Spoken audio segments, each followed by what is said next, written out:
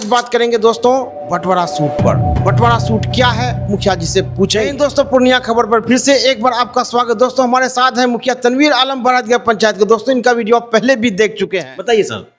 नमस्कार, प्रणाम, सलाम।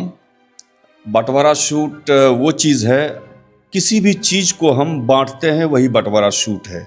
लेकिन अभी जो सरकार बंटवारा सूट ला रही है ये है ज़मीनों की बंटवारा, जिसमें कि हमारे बाप का कुछ ज़मीनें हैं या हमारे दादा की कुछ ज़मीनें हैं, उसको हम लोग बांटेंगे। एक पेपर होगा शेड्यूल ए, शेड्यूल बी, शेड्यूल सी। जो लोग कम पढ़े लिखे हैं वो किसी पढ़े लिखे के पास जाएंगे, अपना केवाला या रसीद या खतियान जो भी उनकी ज़मीनें का जो भी पेपर हैं उन पेपर को लेकर के, कागज़ को लेकर के जाएंगे और उसमें रकबा होगा, खसराएँ होगा कई।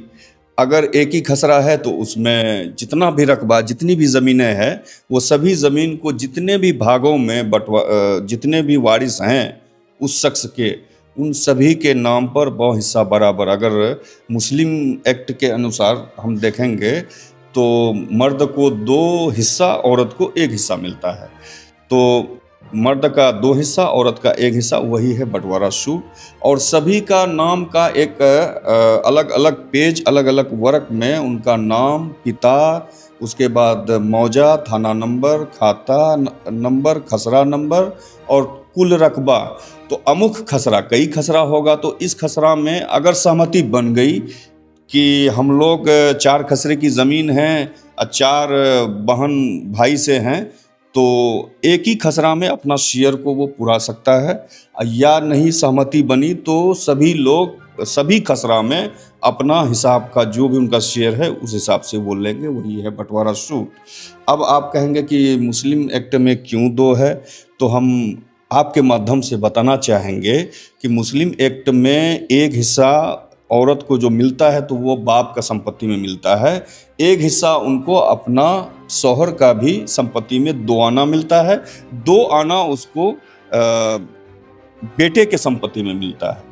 तो इस हिसाब से औरत को इस्लाम बहुत बेहतरीन तरीके से हक दिया है। इसलिए मतलब उसका हक 3 जगह कर दिया गया जी, इसीलिए उसको तीनों हक, इसलिए औरत है तो 3 जगह इसलिए उनको हक दिया गया कि उनका मायका भी जिंदा रहे, उनका शौहर का जो ससुराल जहाँ पर उनकी शादी हुई वो भी जिंदा रहे।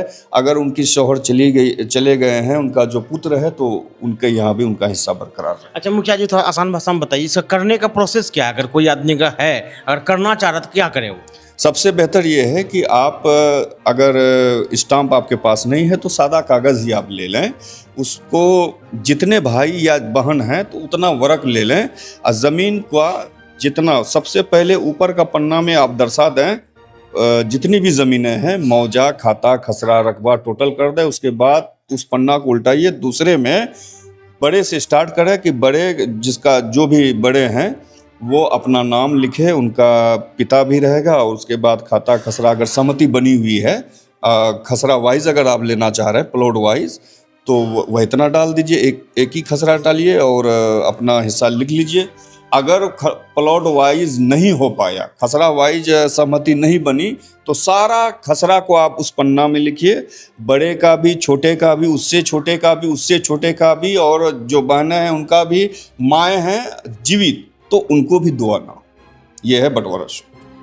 तो मुखिया जी आपने बहुत अच्छी जानकारी दी। दोस्तों अगर आपको कोई भी समस्या हो या कोई भी अधिक जानकारी चाहिए तो आप कमेंट कर सकते हैं। और मुखिया जी आपसे मेरा रिक्वेस्ट है कि आप कमेंट का जरूर जवाब दीजिए। जी ज़रूर जवाब देंगे। जो भी हम छोटी मोटी जानकारी मेरे पास है हम आपके माध्यम से अपने जनता को, भाइयों को, बहनों को देना चाहेंगे। ये मेरी बहुत बड़ी खुशकिस्मती है। चलिए शुक्रिया, जय हिंद।